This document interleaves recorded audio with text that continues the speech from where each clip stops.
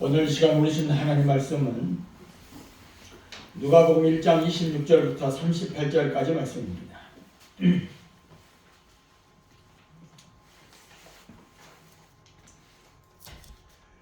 오늘 시간 우리에게 주신 하나님의 말씀은 신약성경 누가복음 1장 26절부터 38절까지 말씀입니다. 신약성경 87쪽에 있습니다. 다같이 누가복음 1장 26절부터 38절까지 같이 한 목소리로 크게 읽겠습니다. 여섯째 달에 천사 가브리엘이 하나님의 보내심을 받아 갈릴리 나사렛이란 동네에 가서 다윗의 자손 요셉이라는 사람과 약혼한 처녀에게 이르니 그 처녀의 이름은 마리아라. 그에게 들어가 이르되 은혜를 받은 자여 평안할지어다. 주께서 너와 함께 하시도다 하니 처녀가 그 말을 듣고 놀라 이런 인사가 어찌함인가 생각하며 천사가 이르되 마리아여 무서워하지 말라. 내가 하나님께 은혜를 입었느니라. 보라 내가 잉태하여 아들을 낳으리니 그 이름을 예수라. 그가 큰 자가 되고 지극히 높으신 이의 아들이라 일컬어질 것이요 주 하나님께서 그 조상 다윗의 왕위를 그에게 주시리니 영원히 야곱의 집을 왕으로 다스리실 것이며 그 나라가 무궁하리라. 마리아가 천사에게 말하되 나는 남자를 알지 못하니 어찌 이 일이 있으리이까. 천사가 대답하여 이르되 성령이 내게 임하시고 지극히 높으신 이의 능력이 너를 덮으시리니 이러므로 나실 바 거룩한 이는 하나님의 아들이라 일컬어지리라. 보라 내 친족 엘리사벳도 늙어서 아들을 배웠느니라. 본래 임신하지 못한다고 알려진 이가 이미 6달이 되었나니 대저 하나님의 모든 말씀은 능하지 못하심이 없느니라. 마리아가 이르되 주의 여종이오니 말씀대로 내게 이루어지리라 하며 천사가 떠나가니라. 아멘. 오늘도 예배 참석한 여러분의 하나님의 은혜와 복이 넘치나기를 주님 축원합니다. 마리아의 순종과 축복이라는 제목으로 말씀을 전할 때에 많은 은혜 있으시기를 바랍니다. 엊그제 선배 교회에 가서 목양실에 가서 이야기를 나눴는데 그 가운이 뭐라고 쓰여있냐면 잘 먹고 잘 살고 잘 죽자 그런 가운을 쓰여있는 것을 보았습니다. 잘 먹자라고는 그 말 뒤에 가로 열고 말씀 가로 닫고 잘 살고 이 말 뒤에는 믿음 그리고 잘 죽자 하는 그 뒤에는 영생. 그러니까 이 땅에 살면서 말씀을 잘 먹고 믿음대로 잘 살고 영생의 축복을 누리자 하는 죽어서 천국 가자 하는 것이죠. 잘 먹고 잘 살고 잘 죽으시기를 바랍니다. 아멘. 이 땅의 목표죠. 우리가 하나님의 말씀을 잘 받아먹고 믿음으로 잘 살다가 잘 죽으면 그것이 축복받는 인생인 줄로 믿습니다. 아멘. 교육 철학에 보면 헬라적인 교육과 히브리적인 교육이 있습니다. 헬라적인 교육은 이성을 근거로 합리적인 사고와 이론을 가르칩니다. 그러나 히브리적인 그런 교육은 순종을 가르칩니다. 특히 하나님의 말씀과 부모님의 말씀에 순종할 것을 가르치고 있습니다. 유대인들이 뛰어난 이유가 바로 여기에 있습니다. 유대인들이 노벨상의 24%를 받는 이유가 바로 오늘 유대 민족들인데 오늘 과학과 의학과 모든 분야에서 적은 숫자의 유대 민족이 가장 많은 노벨상을 받았다고 하는 이유는 어려서부터 이런 하나님의 말씀과 부모 순종하는 교육을 잘 받았기 때문에 이런 상을 받을 수가 있었다고 하는 것입니다. 하나님의 말씀에 순종하는 것을 배워서 순종을 잘하는 민족이 되었기 때문에 세상에서도 뛰어난 민족이 되었다고 하는 것입니다. 오늘 여러분 우리는 성탄절을 통해서 오늘 무엇을 배우고 무엇을 깨달아야 합니까? 오늘 마리아와 요셉이 하나님의 말씀에 순종하여 그 가정을 복되게 한 것처럼 하나님의 말씀에 하나님의 뜻에 순종을 배워야 될 줄로 믿습니다. 16세기 프로테스탄트 종교교육자 갈뱅은 말하기를 그리스도인들이 가장 올바른 자세는 뭐냐면 첫째도 하나님의 말씀에 순종하는 것이요, 둘째도 순종이요, 셋째도 순종이라고 했습니다. 순종이 결국 우리의 삶의 운명을 결정하고 우리의 삶을 복되게 하고 이 땅에서 승리를 이끌어 간다고 하는 것입니다.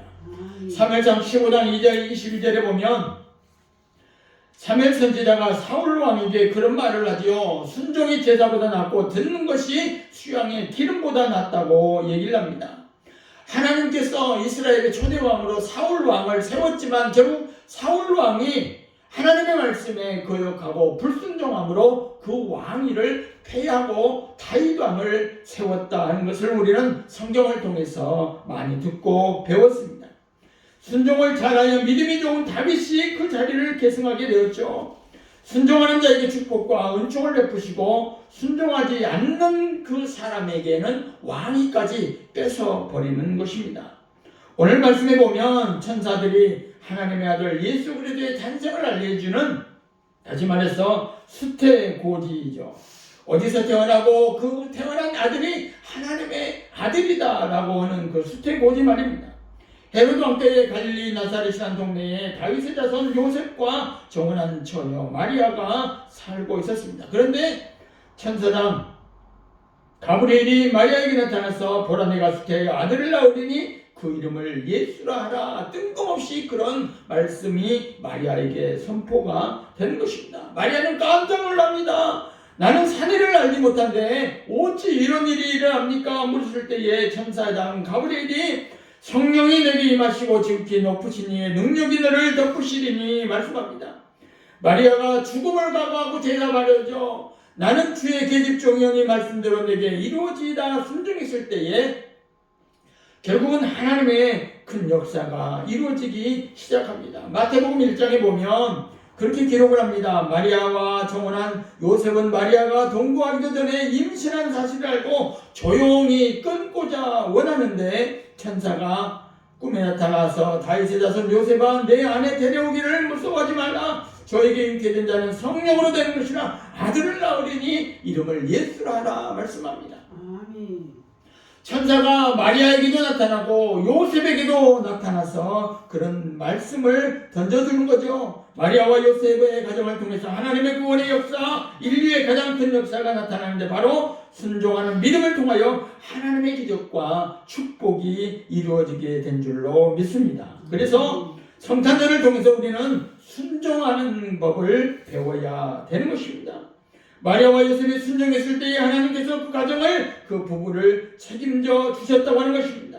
하나님은 순종하는 사람을 통하여 인생을 책임지는 놀라운 은혜가 있는 것입니다. 오늘 우리는 마리아의 순종을 통하여 다시 한번 하나님의 섭리를 깨달을 수 있기를 바랍니다.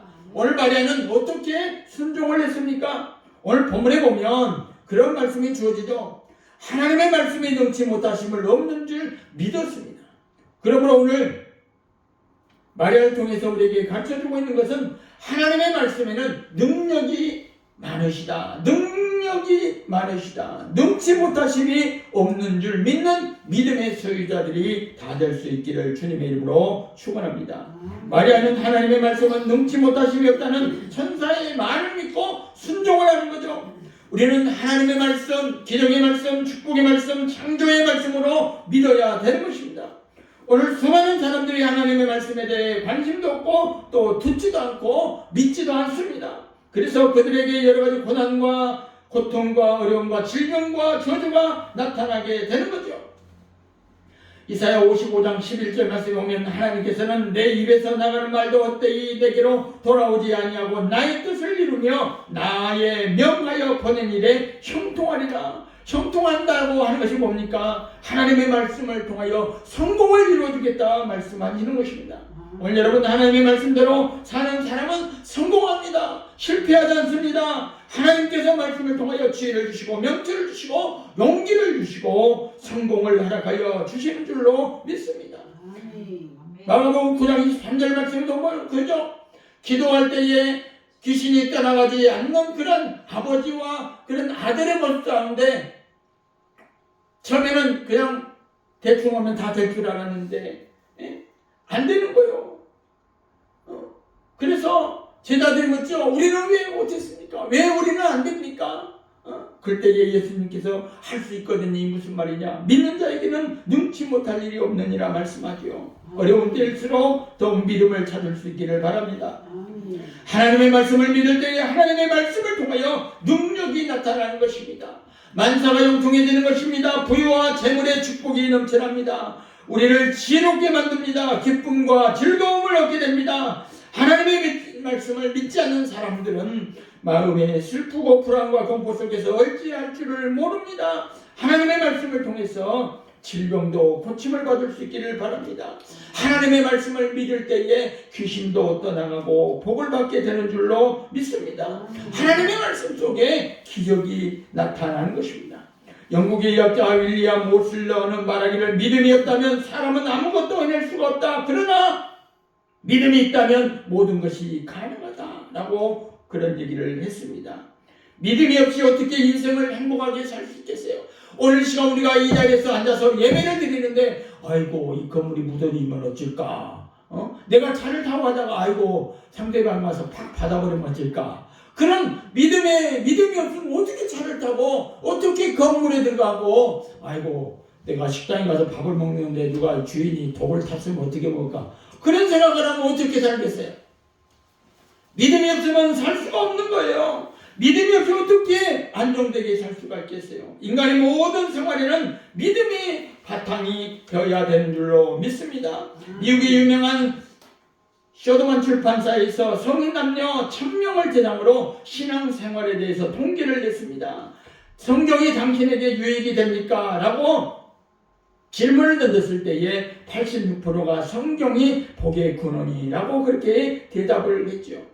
과연 우리나라 사람들에게 1000명에게 남녀 성인 1000명에게 이런 질문을 던지면 어떤 대답이 나올까 심히 궁금하기도 하는 것입니다. 오늘 여러분 하나님의 축복을 받아 부강한 기독교 국가에서 86%가 국민들의 성경을 복의 근원이라고 대답을 하는 것입니다.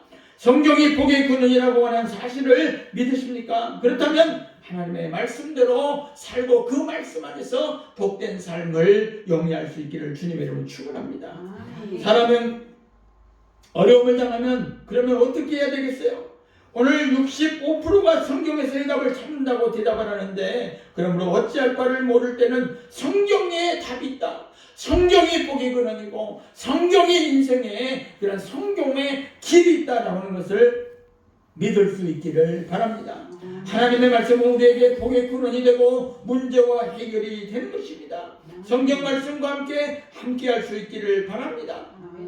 올해 한 해 동안 하나님의 말씀과 함께 했습니까? 아니면 하나님의 말씀을 저버리고 멀리 떠나 내 생각과 내 경험과 내 지식대로 했다가 어려움과 고난을 많이 당했습니까? 하나님의 말씀과 동행하는 삶이 될 수 있기를 바랍니다.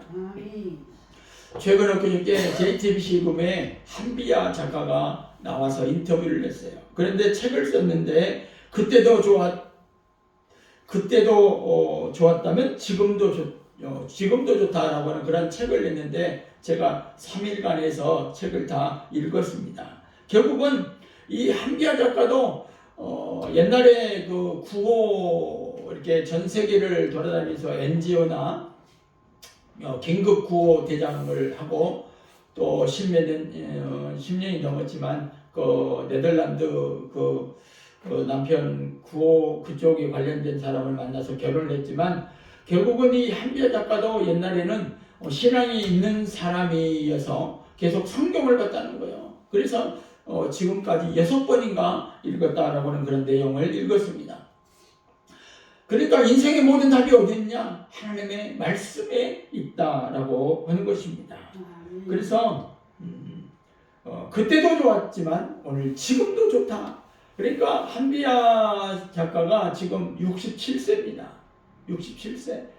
어렸을 때부터 그런 전 세계의 어떤 여행에 가보지 않는 오지가 없는 것처럼 그런 나누고 베풀고 그런 헌신하고 많은 지구의 사람들을 섬기는 그런 한비야 작가의 그런 모습을 보면 그 안에 뭐가 있었냐면 하나님의 말씀이 있었다라고 하는 것입니다. 하나님께서 그를 사용하시고 하나님께서 그를 띄워주시고 유명인으로 되어서 그렇게 살아가는 모든 궁극적인 밑바탕에 하나님의 말씀이 깔려있다라고 하는 것입니다. 구경이 집사님이라고 하는 사람이 있는데 이 사람은 중학교 3학년짜리 딸이 한 명 있습니다. 그런데 이 딸아이가 마음이 점점 굳어지고 왼쪽 귀가 들리지 않는다고 울상을 치면서 아프다고 소리를 지르는 것입니다. 그의 딸이 이제 12월 달 되면 고교 입시 준비를 하고 있었기 때문에 딸이 자꾸 아프다고 해도 그는 조금만 기다렸다가 시험 끝나면 병원에 가자라고 그렇게 자꾸 달랬다고 그래요. 그런데 딸아이가 그만 쓰러지고 말았습니다. 그래서 할 수 없이 병원에 부랴부랴 데리고 가서 CT나 MRI를 촬영하는데 그 딸아이가 뇌종양이 걸리고 말았습니다. 뇌종양이 7번, 8번 신경을 건드렸기 때문에 몸의 균형을 잡을 수가 없고 안면마비가 되고 청력 상실이 나타난다고 하는 것이죠. 수술을 해야 되는데 수술을 하면 종양은 없어지지만 마비는 그대로 남아있다라고 하는 의사의 진단을 받습니다. 완치가 불가능하다고 하는 것이죠. 이제 고등학교를 가야 되는데 고등학교 입학시험은 한 달 앞으로 다가왔는데 수술 날짜를 잡아놓고 수술을 해야 되는데 마비 증상이 없어지지 않는다고 하니까 수술을 안 하자니 죽을 것만 같고 이러지도 저러지도 못해서 가족 전체가 하나님 앞에 도움을 구하는 기도를 시작하게 됩니다. 이 구경이 집사가 드디어 기도원에 올라가서 기도를 합니다. 성경을 읽는데 그 전까지는 하나님의 말씀 가운데 병 고치는을 받은 사람들에 대해서 관심이 전혀 없었어요. 병자 치유에 대해서 예수님이 고쳐주고 싸매어줬다라고 하는 것에 관심이 없는 거예요. 그러나 기도원에 올라가서 하나님의 말씀을 펼치니까 왜 이리도 예수님께서 사역을 하시면서 병자들을 많이도 고쳐주셨는지 하나님의 말씀이 눈에 들어오기 시작합니다. 그래서 말씀을 읽을 때마다 이제 아멘 하면서 받아들이는 것입니다. 성경 말씀 중에서 기적이 나타나고 병 고침을 받는 것에 무관심했던 자기 자신에 대해서 회개의 기도를 합니다. 기도원에서 철저하게 회개한 다음에 집으로 돌아온 후에 가족들에게 모두에게 딸에게 너는 병 고침을 이미 받았다라고 그렇게 이제 선포를 하는 것입니다. 병원에서는 하루빨리 수술을 하라고 이제 재촉을 하는 거죠. 그래서 병원에 가서 수술을 하기 위해 다시 한번 MRI 촬영을 하게 되는데 촬영한 결과를 두고 오는 의사의 표정이 이상합니다. 아닌데? 연신 고개를 갸우뚱거리면서 종양이 없어졌다고 하는 거예요. 아멘. 의사는 믿을 수 없다면서 다시 한번 또 촬영을 하자고 하는 것입니다. 그래서 여러 번 촬영을 다시 했지만 뇌종양이 깨끗하게 치유함을 받았다라고 아멘. 하는 것입니다. 의사는 기적이라고 말하죠. 여러분 오늘도 기적이 여러분 가운데 말씀 안에서 이루어지는 줄로 믿습니다. 아멘. 하나님의 말씀을 믿어야 하나님께서 역사하시는데 오늘날 사람들은 하나님의 말씀을 듣고 성경 말씀을 믿지도 보지도 않습니다. 그런 일이 진짜로 나타날지 의심하며 믿기를 주저하며 대충 건성으로 믿는 사람들이 얼마나 많이 있습니까? 믿으려면 좀 진짜로 확실히 좀 믿을 수 있기를 바랍니다. 아멘. 다급하고 위기에 처한 상황에서 눈물을 흘리며 기도할 때에 하나님께서 그 기도에 응답하여 주실 줄로 믿습니다. 두 번째로는 마리아는 어떻게 순종합니까? 주여 계집종이니 말씀대로 내게 이루어지이다. 그렇게 고백합니다. 말씀대로 내게 이루어지이다. 마리아는 자신을 주의 계집종이라고 합니다. 여기서 종이라고 하는 것이 무엇을 말합니까? 노예를 말합니다. 자신의 권리와 자격이 박탈된 상태를 말하는 것이죠. 말씀만 하면 내가 그 말씀에 순종하고 죽으라면 죽는 신용까지 하고 목숨까지 바치는 종의 자세, 이 종된 마음의 자세를 가질 때에 하나님께서 그에게 은총과 축복을 베풀어 주시는 것입니다. 신명기 12장에 보면 율법 말씀을 보면 처녀가 남자와 약혼한 후에 다른 남자와 동거하면 돌로 쳐 죽이라고 그랬어요. 오늘 마리아의 모습을 보면 다른 사람들이 그 사실을 안다면 돌로 쳐 죽여도 법에 아무런 하자가 없는 그런 모습입니다. 그런데 마리아는 이 말씀을 알고도 말씀대로 내게 이루어지이다 그렇게 고백하는 거죠. 오늘 이 마리아의 고백은 자신의 목숨을 내걸고 고백했다고 하는 사실입니다. 아멘. 순종은 어떻게 이렇게 목숨을 걸고 해야지 좋은 때는 아멘 하다가 싫을 때는 노멘 하는 그런 경우를 봅니다. 이 좋을 때는 아멘, 유익하면 아멘, 불리하면 노멘, 변덕 부리는 것은 순종이 아니죠. 순종은 죽는다 할지라도 죽으면 죽으리다라고 하는 그것이 바로 순종이라고 하는 것입니다. 오늘 수많은 사람들이 왜 하나님 앞에 크게 쓰임을 받지 못합니까? 왜 하나님의 큰 역사가 나타나지 않습니까? 그들에게는 목숨을 바치는 순종이 아니라 변덕 부리는 순종이 있기 때문에 그러죠. 자기 멋대로 하는 순종만 있기 때문에 그러죠. 하나님께서 그런 순종을 통해서 역사하지 않습니다. 목숨을 바쳐 순종할 때에 종의 자세가 되는 줄로 믿습니다. 아멘. 종의 자세는 무조건 순종하는 것이죠. 생각하지 않고 따지지 않고 내 자신을 돌아보지 않고 손익 계산하지 않고 순종하는 것이 진짜 순종이라고 하는 거죠. 사무엘상 1장 11절에 보면 한나가 하나님 앞에 기도합니다. 하나님께 소원하여 기도하기를 만군의 여호와여 만일 주의 여종의 고통을 돌아보시고 나를 생각하시고 주의 여종을 잊지 아니하사 아들을 주시면 내가 그의 평생에 그의 하나님께 드리고 삭도를 그 머리에 대지 않겠습니다 하고 한나가 하나님 앞에 기도합니다. 이 한나의 기도를 하나님께서 들어줬을까요? 안 들어줬을까요? 그 태어난 아들이 오늘 우리는 버스를 타게 되면 오늘 또 무사히 누가 사진에 걸려 있습니까?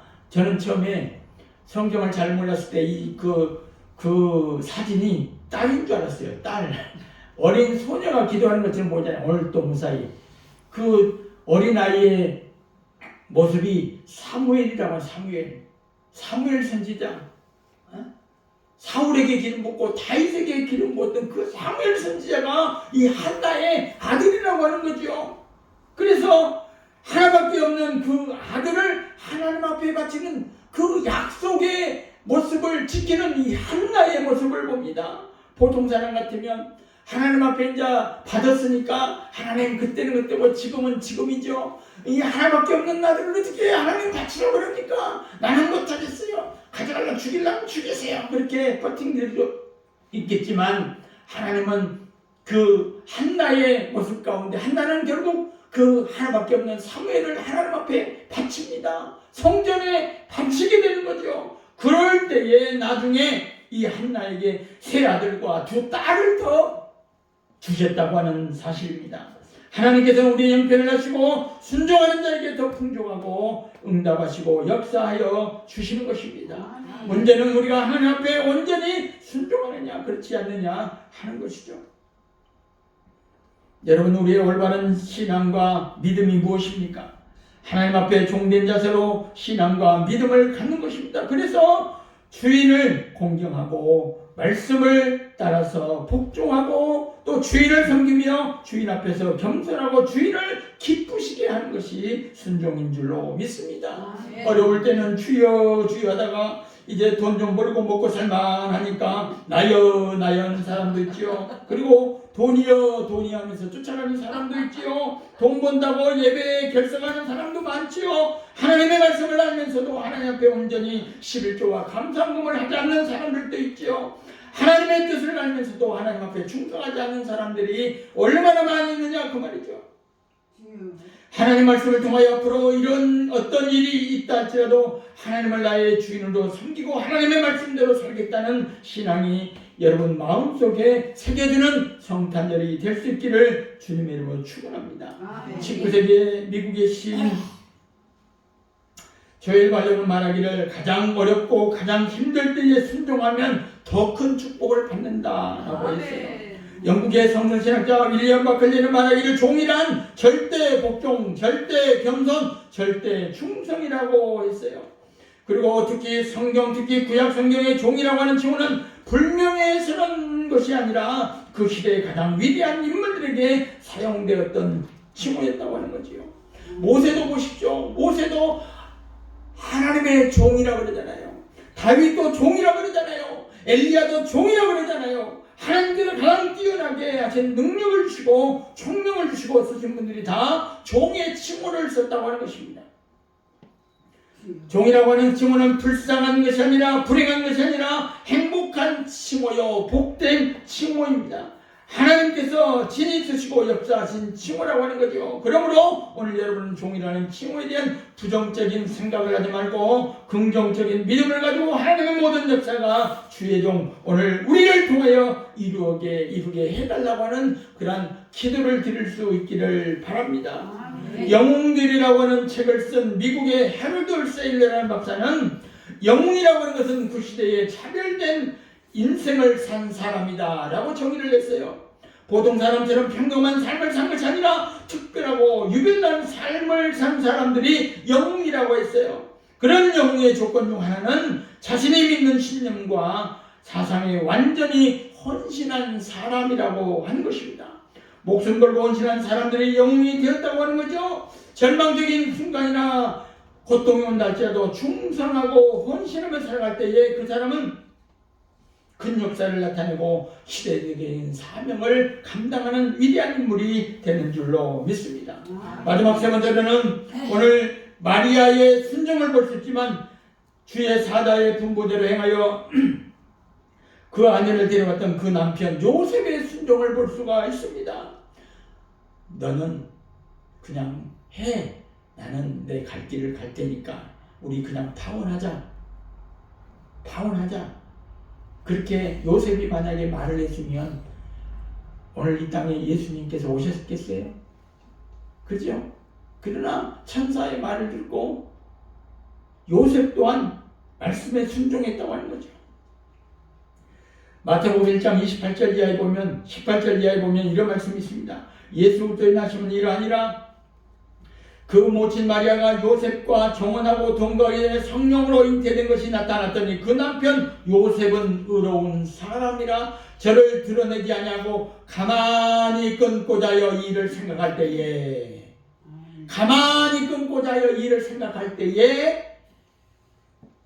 그러니까 헤어질 것을 생각했다고 하는 거죠. 그럴 때에 주의 사자가 현몽하여 가로되 다윗의 자손 요셉아 내 아내 마리아 데려오기를 무서워하지 말라. 저에게 잉태된 자는 성령으로 된 것이라. 아들을 낳으려니 이름을 예수라 하라. 이는 그가 자기 백성을 저희 죄에서 구원할 자이심이라. 이 모든 일이 된 것은 주께서 선지자로 하신 말씀을 이루려 하심이니 가라사대 보라 처녀가 잉태하여 아들을 낳을 것이요 그 이름은 임마누엘이라 하리라 하셨으니 이를 번역한즉 하나님이 우리와 함께 계시다 하니라. 요셉이 잠을 깨어 일어나 주의 사자의 분부대로 행하여 그 아내를 데려왔으니 아들을 낳기까지 동침치 아니하더니 나음의 이름을 예수라 하라. 오늘 마리아의 순종도 중요하지만 요셉의 순종도 얼마나 중요한지 몰라요. 하나님은 마리아의 순종뿐만 아니라 이 남편 요셉의 순종을 통하여 축복하시고 은총을 베풀어 주셨다고 하는 것입니다. 마리아만 순종하고 요셉이 순종하지 않았다면 하나님의 뜻이 온전하게 뜻이 나타나겠어요. 요셉은 정혼녀 마리아가 자신과 결혼하기 전에 임신한 것을 알고 조용히 관계를 끊고자 했다고 그랬잖아요. 조용히 끊고자요. 그러나 천사가 나타나서 다행히 자손 요셉아 내 아내 마리아 데려오기를 무서워하지 마라. 저에게 잉태된 자는 성령으로 된 것이라. 이것을 모두 믿었다고 하는 거 아니에요. 천사는 마리아를 책임지기에 요셉에게도 나타났습니다. 마리아가 사명을 완성하기 위해서 하나님께 순종했을 때에 하나님께서 그 나머지는 책임져 주셨다고 하는 것입니다. 요셉은 천사의 분부대로 행하여 마리아를 아내로 데려왔지요. 말씀을 들은 대로 순종하고 실천했습니다. 행동으로 옮겼습니다. 듣고 끝나버리는 것이 아니죠. 마음만 먹고 생각한 것이 아니라 실제 행동에 옮겼다고 하는 것입니다. 신명기 15장 4절 이하에 보면 모세가 내가 만일 내 하나님 여호와의 말씀을 듣고 내가 오늘날 내가 명하는 그 명령을 다 지켜 행하면 내 하나님 여호와께서 내게 유언으로 주신 땅에서 내가 정령 복을 받으리니 너희 중에 가난한 자가 없으리라. 부자 되고 싶으세요? 하나님의 말씀대로 사세요. 하나님이 책임져 주십니다. 여러분 하나님의 말씀을 들을 수 있기를 바랍니다. 하나님의 말씀을 지키시기 바랍니다. 가난한 사람이 없기를 주의 이름으로 축원합니다. 야고보서 1장 25절 말씀에 보면 야고보는 온전한 율법을 들여다보고 있는 자는 듣고 잊어버린 자가 아니요 실행하는 자니, 듣고 잊어버린 자가 아니라 실행하는 자니 이 사람이 그 행하는 일에 복을 받으리라 그랬어요. 행할 때에 복을 받습니다. 하나님의 말씀대로 하나님의 율법대로 행하는 자가 복을 받는다고 말씀하고 있습니다. 오늘 여러분 복받는 비결이 세상에 있는 것이 아니라 하나님의 말씀 속에 있는 줄로 믿습니다.